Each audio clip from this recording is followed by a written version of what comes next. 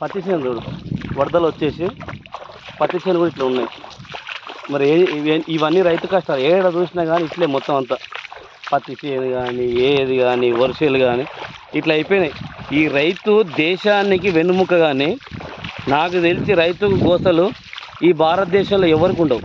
రైతుకున్న గోసలు ఎవరికి ఉండవు. ఎందుకంటే ఎలక్షన్ వచ్చినప్పుడే ఓటర్లు కావాలి.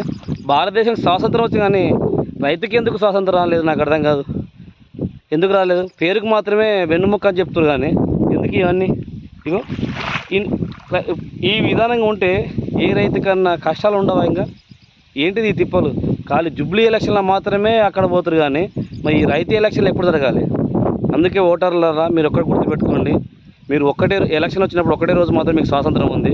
5 ఏళ్ళు మీ చేతిలో ఉంటే ఇలాంటి నష్టాలు జరిగినప్పుడు మీరు నా ఓటుని వెనకేస్తున్నప్పుడు వార్డు నెంబర్ కానించి సీఎం వరకు మీ కాలకాడ వచ్చి పడతాడు. ఆ విధానంగా డిసైడ్ చేయ. ఓ ఓటరా మేలుకో రైతన్న, నీకే చెప్తున్నా. ఈ తెలంగాణలో ఉన్నటువంటి రైతన్నలు మీకే చెప్తున్నానా, నేను ఒక్కరిని కాదు మాట్లాడేది. ప్రతి ఒక్కరికి ఇదే కష్టాలు ఉన్నవి. ఈ విధానం అంటే భారతదేశానికి స్వాతంత్రం వచ్చింది కానీ ఓటర్కు స్వాతంత్రం వచ్చిందా? రాలే కదా. అది రావాలంటే నీ ఓటక్కుని 5 సంవత్సరాలు నీ చేతిలో ఉండే విధంగా డిసైడ్ చేసుకో. కాంగ్రెస్ పార్టీ కానీ టీఆర్ఎస్ పార్టీ కానీ ఏ పార్టీనే కావచ్చు, XYZ ఏ సంఘాలు కావచ్చు.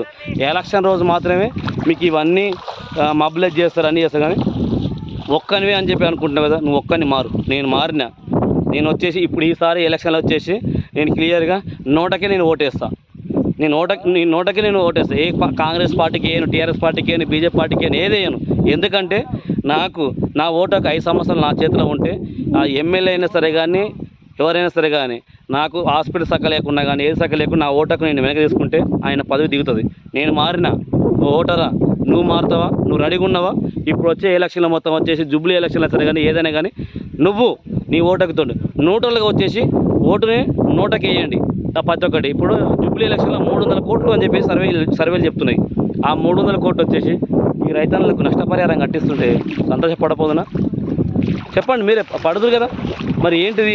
ఎకరానికి ఎంత ఖర్చు? పత్తికి సుమారుగా వచ్చేసి 45,000 నుంచి 50,000 ఖర్చు వస్తుంది.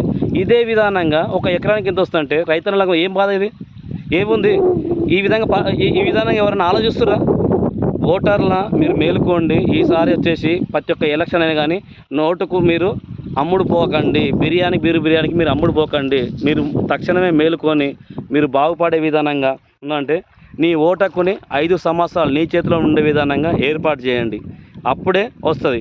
ఎందుకంటే గతంలో వైఎస్ రాజశేఖర రెడ్డి బిల్లు పెట్టిండు. ఆ బిల్లు పాస్ కాలేదు. ఎందుకు పాస్ కాలేదు?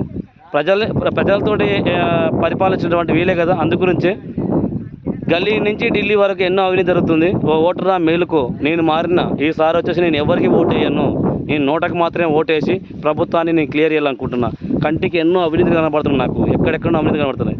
మీరు మారండి. నేను మారి మీరు కూడా మారండి. చేయగలిపి ప్రతి ఒక్కరికి ఈ జరుగుతున్న అన్యాయాన్ని నిలదీసే విధానంగా ఓటును 5 సంవత్సరాలు నీ చేతులు పెట్టుకుంటే నువ్వు ఈ రోజైతావు. ఇక చూడండి, ఇగో మా అక్కగారు ఇగో బర్రె వస్తుంది. ఎడమేయాలి వాళ్ళు పాలు కానీ ఇలాంటి రైతుల విషయాలు కానీ చూడండి. ఎటు పోవాలి? ఈ నీళ్ళు అమ్మేస్తుందా బర్రె? అది మేది కదా. మరి ఏ గోస్తలు ఎక్కడ పోవాలి? ఎటు పోవాలి? ఇలాంటి సంఘటనలు చాలా కనపడుతున్నవి. మారాలి, మారి చూపించాలి. ఇది జై భారత్, జై హిందూ.